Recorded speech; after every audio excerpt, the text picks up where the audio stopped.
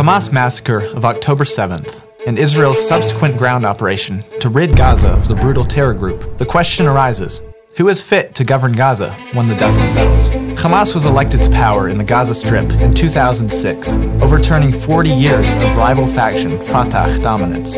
After the 2007 Battle of Gaza, Hamas took complete control of the Gaza Strip, while the Fatah-led Palestinian Authority maintained their hold on the West Bank.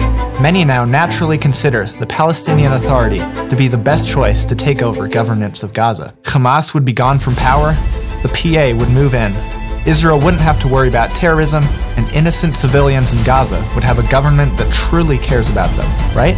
Unfortunately, this is the furthest thing from the truth. Not only does the Palestinian Authority not care for their own people, they are also thoroughly corrupt and just as anti-Israel as Hamas. Let me be clear, the Palestinian Authority is not the peaceful alternative to Hamas.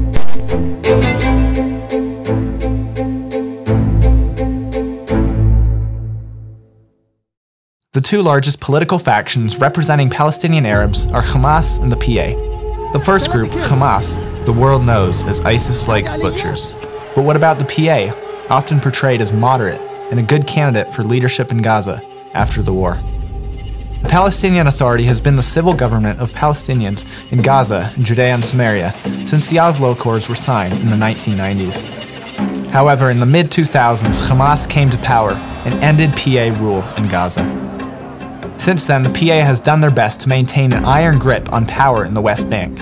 Unfortunately, instead of seeking peace and prosperity for their people, Palestinian Authority leaders chose to repeatedly attack Israel, glorify violence, and incentivize terror by paying salaries to terrorists who murder Israelis. In a conversation after the October 7th massacre, PA Prime Minister Mohammed Shtayyeh said, "Hamas is an integral part of the Palestinian mosaic."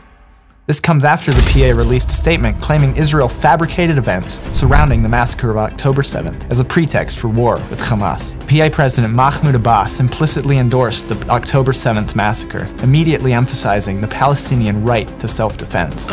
Abbas has a habit of inciting violence against Jews and recently said Hitler perpetrated the murder of 6 million Jews because of their social role and not their religion. A top judge and advisor to Abbas openly and repeatedly refers to Jews as apes and pigs, and the PA Ministry of Health recently posted guidelines for mosque preachers to teach that murdering Jews is an Islamic imperative.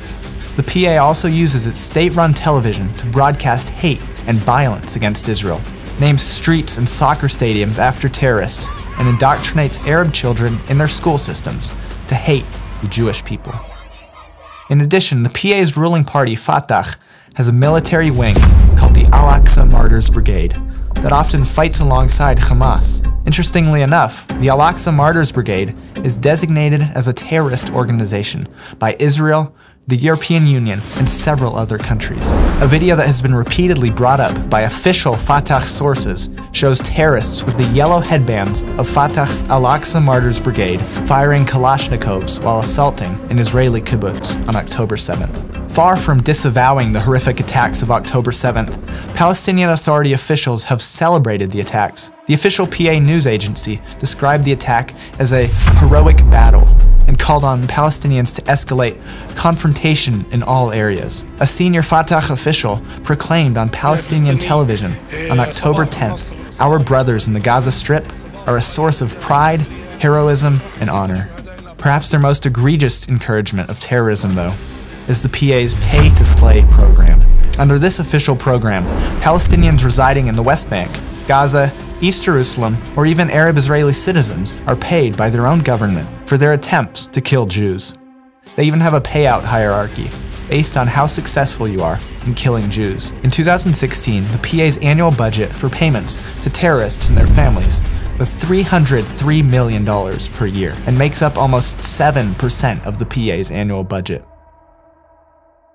Radical jihadist Islam is not simply a problem that Israel is dealing with. Today, we are seeing radical terrorism and its supporters raise their ugly heads all over the world. America's foundations are crumbling and its core institutions are being corrupted. Generations of Americans are being taught to hate America and its values. What can the United States do to confront this radicalism and rediscover its founding principles?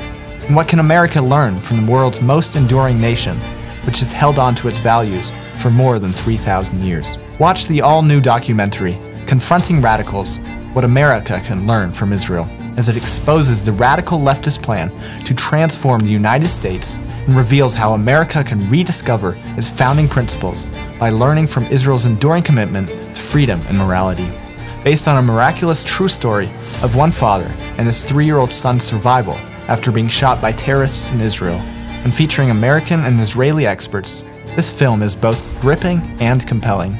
Visit www.confrontingradicals.com to watch this brand new documentary completely free today. Created by Israel 365 with production by our very own team here at the Israel Guys, we are super excited to let you know that you can watch Confronting Radicals: What America Can Learn from Israel today. Visit www.confrontingradicals.com or click the link down below to learn how you can watch Confronting Radicals today. Not only does the Palestinian Authority advocate for the destruction of the State of Israel, their government is woefully corrupt and tyrannical. To perpetuate their authoritarian regime, PA officials actively silence their critics by either imprisonment or death.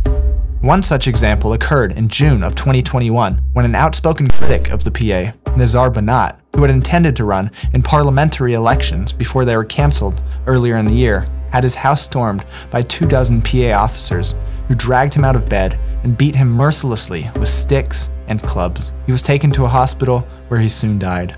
When Palestinian government authorities in Hebron reported on Banat's death, they claimed simply that his health deteriorated after his arrest. In another incident earlier this year, a prominent radio correspondent for Quds Press in Ramallah, Akil Awawda, was arrested by PA security forces on charges of publishing information promoting racial strife, slandering the Palestinian Authority, and, quote, insulting President Mahmoud Abbas. In general, the PA is paranoid of political opponents, critics, and journalists who attempt to expose their criminal actions. Between January 1st, 2018 and March 20th, 2019, the PA detained 752 Palestinians over their social media posts. The wrongdoings don't stop there. On top of their myriad human rights abuses, Palestinian Authority leaders enjoy lavish lifestyles while many of their people live in poverty. Many top officials are widely suspected of being involved in all kinds of unethical activities, such as financial and political corruption, nepotism, bribery, smuggling, and theft. All this while many Palestinians are still considered refugees by the international community. Time and time again, the PA leadership demonstrates that they do not care about their own people at all, or have any interest in their welfare. It's no surprise then that the Palestinian Authority, once the Western world's hope for peace in the Middle East, has been slowly but surely crumbling for many years now. Years and years of corruption, despotism, and stagnation have left them weak and unpopular, both on the world stage and amongst their own people. A recent poll conducted by the Palestinian Center for Policy and Survey Research shows just how unpopular the PA and its leadership have become. In this poll released last week, the PCPSR found that if elections in the West Bank were held today, Fatah would receive a mere 19% of the vote, whereas Hamas would receive 52%, and nearly 60% of the population called for the dissolution of the PA entirely. The PA is not faring too well in the international arena either. A UN report from 2022 shows a precipitous decline in foreign aid, dropping by nearly 85%. That's close to $2 billion since 2008. Contributing to the instability is the frail health of aging PA President Mahmoud Abbas, who was elected to a 4-year term as president of the PA in 2005. 18 years later, Abbas is 88 years old and has shut down any parts of the Palestinian Authority where he feared competition, canceled elections, running the government as a dictatorship. His weakness has led to an increase in violence, with competing camps vying for power.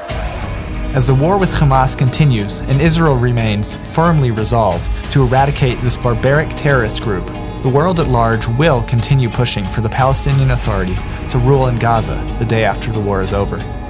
As we've seen, however, that would not only be a disaster for Israel, but for Gazan civilians as well. Not only would the Palestinian Authority be a complete disaster for the citizens of Gaza and Israel, if they were to replace Hamas in the Gaza Strip, they might even be worse.